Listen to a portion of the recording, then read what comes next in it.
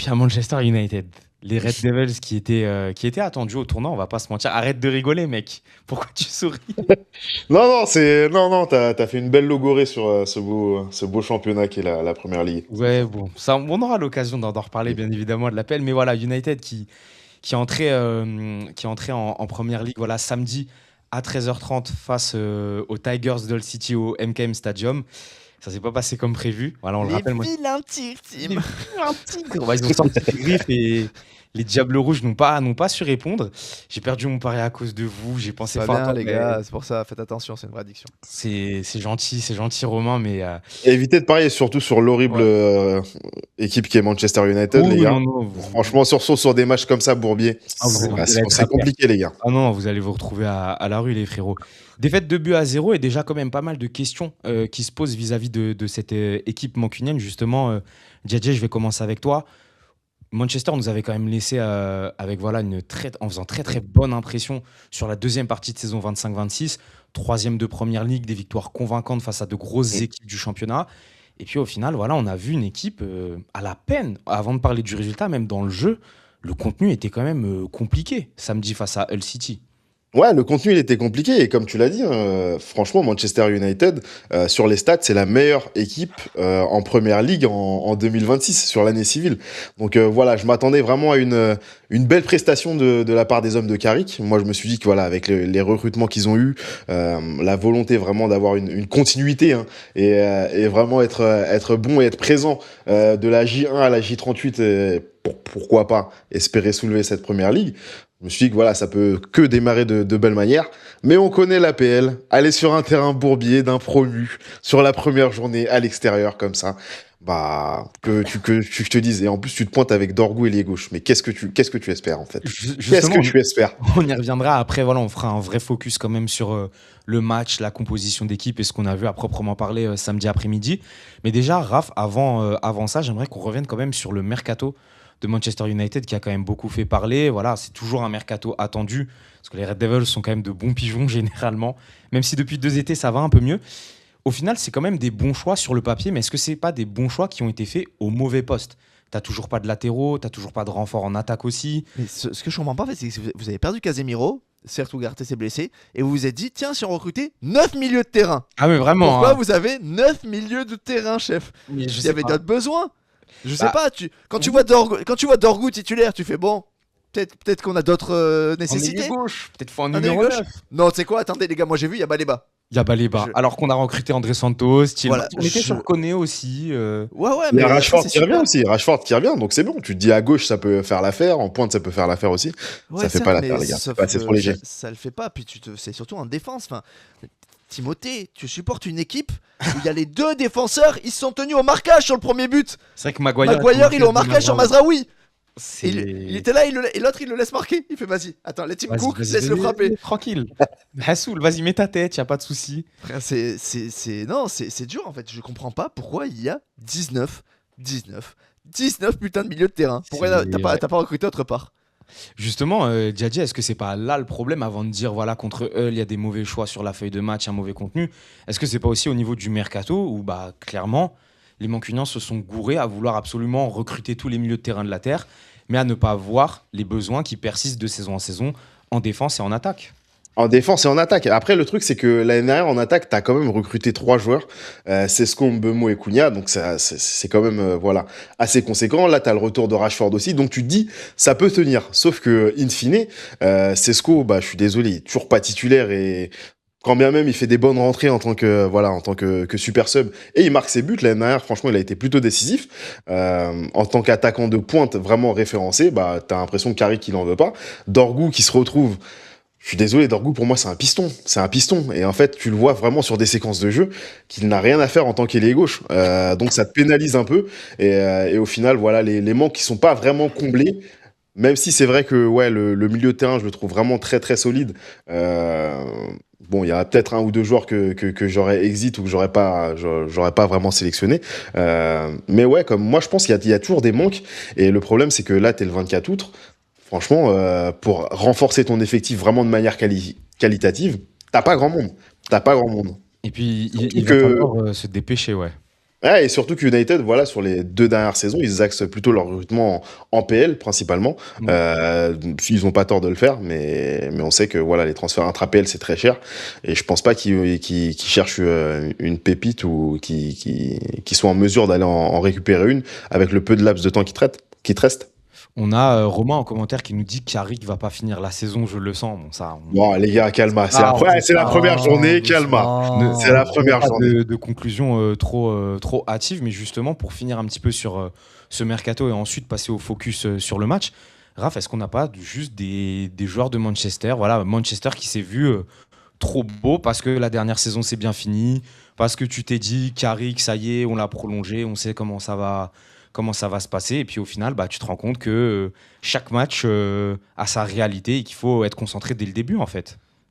Oui, bah, c'est juste ça. Je pense que tu y allais un peu tranquille, dans l'intensité, t'étais un peu mignon. Après, je peux l'entendre aussi, vu que t'affrontais, en dehors d'être un promu, ils ont fini 6e l'année dernière de deuxième division, Hull City. Hein. S'il vous plaît. Hein. Après, ils ont fait un parcours de Non. fou pour se qualifier. Mais, mais dans tous les cas, ils ont fini 6e, donc faisons attention. Après, je vais juste reprendre le commentaire d'Abdou, notre ami La Tricherie, qui dit peut demander à Bruno Fernandes d'arrêter de chauffer le public quand il est gaze, sachant que ton joueur préféré c'est Vinicius Junior et que son action préférée c'est faire ça quand vous perdez pour montrer les 15 LDC. Vas-y, frère. Vas-y, vraiment. C'est l'hôpital qui se fout de la charité, le camembert qui dit au fromage tu pues. Arrête, Abdoulaye. D'accord. Arrête. C'est bon. Mais Voilà, c'est sinon, en dehors de ça, je trouve vraiment juste que vous êtes fait monter en l'air sur la première mi-temps. C'était horrible. La deuxième, ça allait un peu mieux. une catastrophe. Mais sur la première, on se fait chier, quoi. Et donc, il va falloir que C'était- Carrick recommence un peu à secouer tout le monde. Exactement, c'était assez compliqué à regarder. Peut-être aussi voilà, d'autres choix à faire pour la composition de départ. On va parler justement maintenant, voilà, quand même un peu plus en détail de la rencontre face à Hull City. On le rappelle, défaite de but à 0 de Manchester United sur la pelouse des promus. Mine de rien, tu as mis le pied sur le ballon, voilà, tu as dominé entre guillemets, mais une domination ultra stérile. Et surtout, on en a parlé, voilà, tu n'as pas recruté en attaque. Et déjà dit, on a eu un secteur offensif bah, qui a été inoffensif. C'est le cas de le dire. Là, j'ai les stats sous les yeux. On a eu 21 tirs du côté de Manchester pour seulement 8 du côté des Tigers de Hull. Mais au final, sur les 21 tirs, tu en as seulement 5 qui sont cadrés, 4 cadrés pour Hull. Est-ce que c'est pas déjà l'un des problèmes de cette équipe mancunienne sur la rencontre? T'arrives pas à te procurer des occasions réellement franches et réellement dangereuses.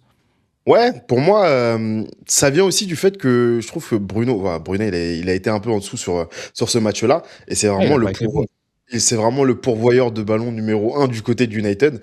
Quand bien même, voilà, t'as recruté et t'as des joueurs qui sont assez confirmés en PL, l'étincelle, elle vient vraiment de lui. Et quand il n'est pas dans un bon jour, en fait, t'as l'impression qu'il n'y a rien qui se passe. Donc c'est vraiment problématique. Et je vois pas une autre personnalité ou un autre joueur sur le banc capable de le remplacer. En tout cas, dans ce registre-là. Donc ouais, vraiment, c'était vraiment à la peine. Et moi, j'insiste vraiment sur le cas d'Orgou, ailier gauche. En fait, il y a beaucoup de phases de jeu. Je suis désolé, c'est pas possible. C'est vraiment pas possible. Quand les centres ils viennent de la droite, bah c'est Dorgu à la réception, sauf que bah, le type il a pas un bon jeu de tête, il peut pas te les reprendre. Quand faut déborder, tu sens que c'est voilà, lui il lui faut un peu plus de vitesse et être un peu plus lancé pour faire vraiment la différence. Donc c'est assez compliqué. Et après, je trouve qu'en défense, voilà, t'as toujours ces fautes de concentration. Raph il l'a dit, voilà, ce marquage. J'ai même pas envie de dire laxiste parce que Ah laxiste. non, il est au marquage, juste pas Ouais, du bon ouais. mec. Mais pas du Bah bon ouais, c'est mec. ça le Je veux dire, problème. il s'est juste trompé de gars. Mais ouais, au final, c'est assez compliqué.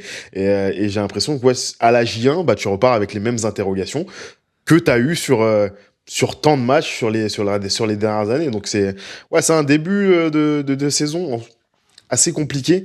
En tout cas, c'est juste sur ce match-là, hein. On va pas tirer la sonnette d'alarme non plus, mais je trouve qu'il y a beaucoup de signaux qui reviennent quand même, et c'est assez dommage parce qu'on était vraiment sur une bonne lancée hein, quand même Mm. du côté de Carrick.